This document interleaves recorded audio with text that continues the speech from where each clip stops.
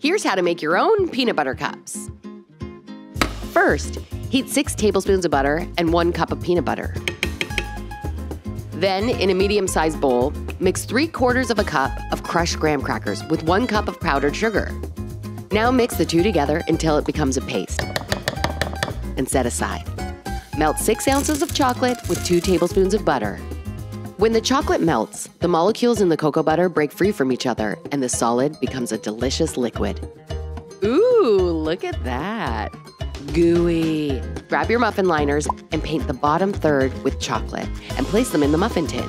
Let it cool for about 5 minutes, allowing the cocoa butter molecules to form bonds again as the chocolate hardens. Scoop in about a tablespoon of the peanut butter paste and press it down into the bottom of the liner. Now we'll melt more chocolate and butter to pour over the tops, sealing our cups. Shake or hammer the muffin tray so that the viscous liquid, the melted chocolate, settles and creates a smooth top.